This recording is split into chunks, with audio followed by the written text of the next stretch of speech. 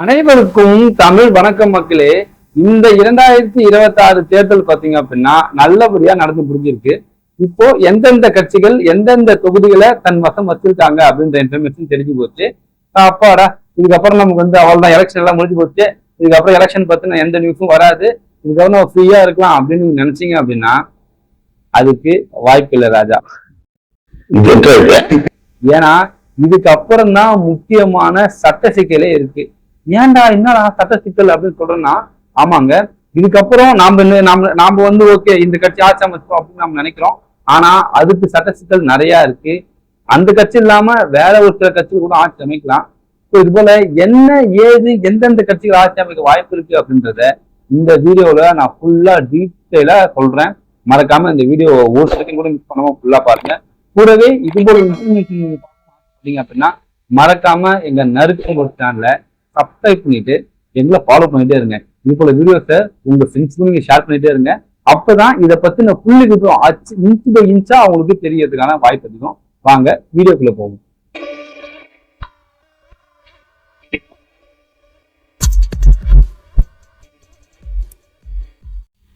இப்போ நடந்து முடிஞ்ச இந்த 2026 தேர்தலில் பாத்தீங்க அப்படின்னா தன்னுடைய முதல் எலெக்ஷனா இருந்தாலுமே நல்லா திறமையா செயல்பட்டு தனிச்சு ஒரு கட்சி இந்த அளவுக்கு சீட்டு வாங்க முடியுமா, எல்லா கட்சிகளையும் மூக்கு மேல விரல வச்சு பார்க்க வச்சிருக்க கட்சி எதுன்னு பாத்தீங்க அப்படின்னா நம்மளுடைய தமிழக வெற்றி கழகம் தாவேகா 108 சீட்டு ஜெயிச்சிருக்காங்க. உண்மையிலே நிறைய பேருக்கு ஷாக்கிங்கா தான் இருக்கும். அதுக்கப்புறம் பாத்தீங்க அப்படின்னா திமுக எதிர்கட்சியா இருக்காங்க. அஇஅதிமுக கூட்டணி 3வது இடத்த கொடுத்திருக்காங்க இந்த தேர்தலில். சரி ஓகேப்பா, அதான் இப்போதான் நம்மளுடைய தமிழக வெற்றி கழகம் 108 சீட்டு ஜெயிச்சாங்கல்ல, ஆட்சி அமைக்க வேண்டியதுதான், அவ்வளவுதான், தளபதி தான் சிஎம் அப்படின்னு நீங்க நினைச்சீங்கன்னா அங்கதான் இருக்கு இந்த திகில் பாண்டியோட ட்விஸ்ட். ஆமா, நம்மளுடைய தமிழ்நாட்டுல பாத்தீங்க அப்படின்னா மொத்தமா 234 தொகுதி இருக்கு. நீங்க ஒருத்தர் சிஎம் ஆகணும், ஒரு கட்சி ஆட்சி அமைக்கணும் அப்படின்னா அவங்க கிட்ட மொத்தமா 118 சீட் இருந்தா மட்டும்தான் நீங்க சட்டமன்றத்துக்குள்ள போகும்போது இவர சிஎம் நான் தளபதி சிஎம் கேண்டிடேட்டா நான் அறிவிக்கிறேன்பா அப்படின்ட்டு 118 பேர் கையை தூக்கினா மட்டும்தான், அந்த 118 பேர் ஓட்டு போட்டா மட்டும்தான் சிஎம் ஆக முடியும். இப்போதைக்கு தாவகா கிட்ட பாத்தீங்கன்னா வெறும் 108 சீட்டு தான் இருக்கு. அதை வச்சு சிஎம் ஆக முடியாது. சரி ஓகேப்பா, அப்படியே விஜய் போய் ஆளுநர் சந்திச்சு நான் திமுக அவர்களுக்கு கோரிக்கை விட்டுருக்காரு அப்படின்னு கேட்கலாம். அது நான் பொறுமையா சொல்றேன். கூடவே இப்போ கூட்டணி அமைச்சிருக்காங்க பாத்தீங்களா, இந்த கூட்டணி 2 வகைப்படும். என்ன 2 வகை கூட்டணி பாத்தீங்க அப்படின்னா தேர்தலுக்கு முன் கூட்டணி, தேர்தலுக்கு பின் கூட்டணி அப்படின்ட்டு. அது என்ன தேர்தலுக்கு முன் தேர்தலுக்கு பின்? ஆமாங்க, தேர்தலுக்கு முன் பாத்தீங்க அப்படின்னா நாங்க இந்த கட்சிகள்லாம் சேர்ந்து நாங்க கூட்டணி அமைக்கிறோம் அப்படின்ட்டு அவங்களுக்குள்ளே ஒரு அக்ரிமெண்ட் போட்டு என்னதான் ஆனாலும் இந்த கூட்டணி விட்டு நாங்க வெளியே போக மாட்டோம், நாங்க உங்களோட சின்னத்தை யூஸ் பண்ணிக்கலாம் அப்படின்ட்டு நிறைய கண்டிஷன்ஸ் வச்சு கூட்டணி அமைச்சு இந்த தேர்தலை சந்திப்பாங்க. அதுக்கப்புறம் தேர்தலுக்கு அப்புறம் பாத்தீங்க அப்படின்னா ஒருவேளை அவங்க நினைச்ச மாதிரி சீட்டு வாங்க முடியல, தனிச்சு அவங்கள ஆட்சி அமைக்க முடியல, மற்ற கட்சிகளோட தான் ஆட்சி அமைக்கணும் அப்படின்னா அப்போ தேர்தலுக்கு பின் கூட்டணி வச்சுக்கலாம். ஒரு உதாரணம் பாத்தீங்க அப்படின்னா இப்போதைக்கு தாவேகா ஒரு கணிசமான ஓட்டு ஜெயிச்சிருக்கு, திமுக அதிமுக ஒரு கணிசமான ஓட்டு ஜெயிச்சிருக்கு. இப்போ தாவேகா கூட்டணி இல்லை, ஆனா திமுக அதிமுக தேர்தலுக்கு முன் கூட்டணியில இருக்காங்க. ஓகேவா? இப்ப தாவேகா என்ன பண்ணலாம், திமுகவுக்கோ அதிமுகவுக்கோ நான் உங்களுக்கு இந்த ஆஃபர்லாம் தரேன், நீங்க என் கூட கூட்டணி வந்தீங்க அப்படின்னா உங்களுக்கு ஒரு உதாரணத்துக்கு துணை முதலமைச்சரோ இல்ல முக்கியமான அமைச்சர் பதவியோ இது போல நான் தரேன் அப்படின்னு சொல்லிட்டு திமுக அதிமுக யாரா ஒரு ஆள் கூட்டணி கூட்டாங்க அப்படின்னா அவங்க கூட்டணி சேரும்போதுதான் அது தேர்தலுக்கு பின் கூட்டணி அப்படின்னு தெரிவிக்கப்படும். இந்த தேர்தலுக்கு பின் இருக்கிற கூட்டணி அவங்களும் சேர்ந்து 5 வருஷம் ஆட்சி அமைக்கலாம். இதுதான் தேர்தலுக்கு முன் தேர்தலுக்கு பின் அப்படி இருக்கிற கூட்டணி. இப்போ விஜய் அவர்கிட்ட பாத்தீங்க அப்படின்னா இப்போதைக்கு 108 சீட்டு தான் இருக்கு. ஆனா அந்த 108 சீட் இப்ப எலெக்ஷன் முடிஞ்சு பாத்தீங்க அப்படின்னா அவர் தனி பெரும்பான்மையில இருக்காரு. அவர் ஜெயிச்சு 108 சீட்டு போல திமுக அதிமுக ஜெயிக்கல. அதனால அவர் என்ன பண்ணலாம் அப்படின்னா ஆளுநர்கிட்ட கடிதம் கொடுத்து இது போலங்க எலெக்ஷன்ல நாங்க தான் தனி பெருமை கட்சி, எங்களுக்கு ஆட்சி அமைக்க உரிமை இருக்கு அப்படின்ட்டு உரிமை கூறி அவங்க நான் சிஎம் ஆக போறேன் அப்படின்ட்டு லெட்டர் கொடுத்தாங்க அப்படின்னா அதுக்கு ஆளுநர் கையெழுத்து ஓகே செக் பண்ணி பாப்பாருல, ஓகேப்பா நீங்க 10 சீட் ஜெயிச்சிருக்கீங்களா, ஓகே நீங்க சிஎம் ஆகலாம் அப்படின்னு சொல்லிட்டு கையெழுத்து போட்டுருவாரு. ஆனா அங்கதான் அவரு இக்கு வைப்பாரு. என்னன்னு பாத்தீங்க அப்படின்னா நீங்க 118 சீட்டுக்கு மேல ஜெயிச்சிருந்தீங்க அப்படின்னா பிரச்சனை இல்ல, ஓகே சிஎம் அப்படின்னு சொல்லிடலாம். ஆனா நீங்க 108 சீட்டு தான் ஜெயிச்சிருக்கீங்க. ஸோ ஆளுநர் என்ன பண்ணுவாருன்னா ஓகேப்பா நான் இப்போதைக்கு நான் சிஎம் போஸ்ட் கொடுத்துட்றேன், ஆனா நான் வந்து குறிப்பிட்ட டைம் தருவேன், 2 வாரமோ 1 மாசமோ 1.5 மாசமோ. இந்த குறிப்பிட்ட டைமுக்குள்ள அசம்பிளில உனக்கு வந்து 118 பேர் ஓட்டு போடணும்.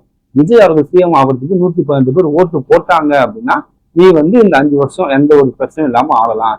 இன்கேஸ் அப்படி போடலாம் அங்க பிரச்சனை வரும் அப்படின்வாங்க.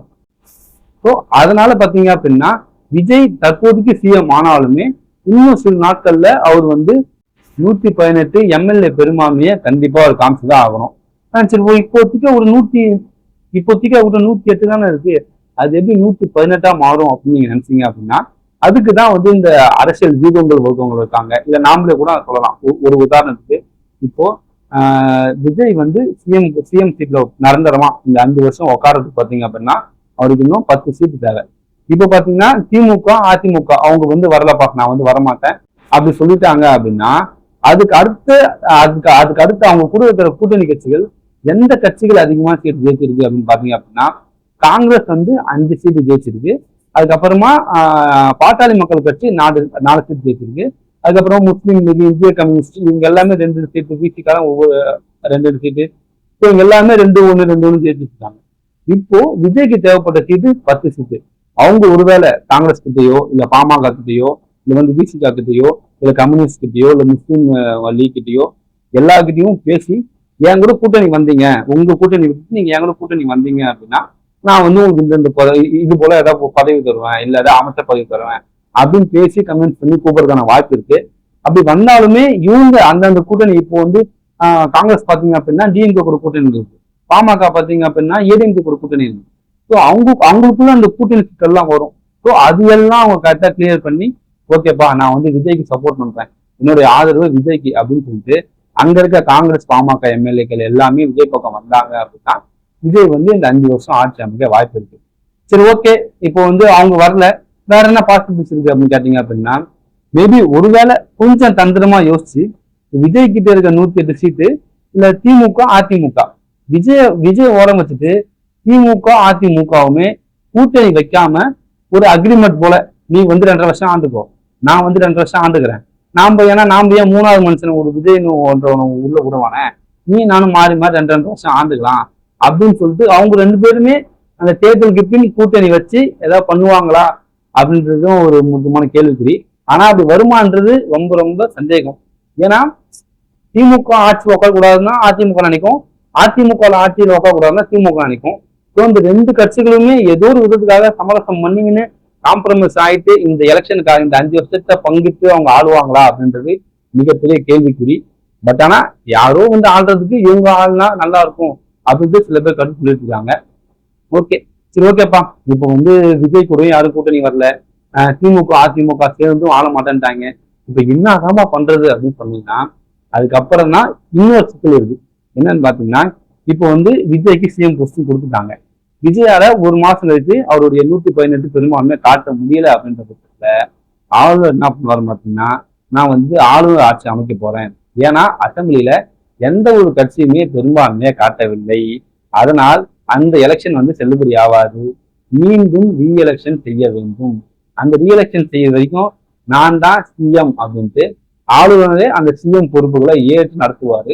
ஸோ இப்ப எந்த கட்சியுமே கூட்டணி வராத பட்சத்துல திரும்பவும் நாம வந்து ரீஎலெக்ஷனுக்கு தான் போய் ஆகணும், திரும்பவும் நாம வந்து ஓட்டு போடணும், திரும்பவும் கேம்பெயினிங், திரும்பவும் அது ஒரு பெரிய ப்ராசஸ். இது போலவும் நடக்க வாய்ப்பு இருக்கு.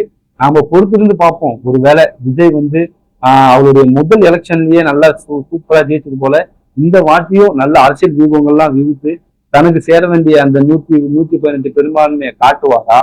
அப்படி இல்லாட்டி திமுக அதிமுக சேர்ந்து அதெல்லாம் ரொம்ப ரொம்ப கம்மி தான், பட் இருந்தாலும் அவங்க சேர்ந்து ஆட்சி அமைக்கிறதுக்கான வாய்ப்புகள் இருக்கா? அப்படி இல்லையா எல்லாத்தையும் கலைச்சு போடு, திரும்ப முதல்ல இருந்து ஆட்டத்தை திரும்ப ஃபர்ஸ்ட் இருந்து எலெக்ஷனை வைய போடு, திரும்ப போடு ஓட்ட. ஆல்ரெடி இந்த வரல மை வச்சிட்டாங்க, திரும்ப எலெக்ஷன் வந்து எந்த வரல வைப்பாங்கன்னு தெரியல. ஆனா இது வரைக்குமே நானுமே 2 எலெக்ஷன் பார்த்தது இல்லைங்க ஒரே எம்எல்ஏவுக்கு. ஸோ அது நடக்குமா அப்படின்றத நம்ம சுரட்சமா பார்ப்போம். ஸோ இதுதாங்க இப்போதைக்கு தமிழ்நாட்டில் நடக்கிற ஒரு தெளிவான விவரம்.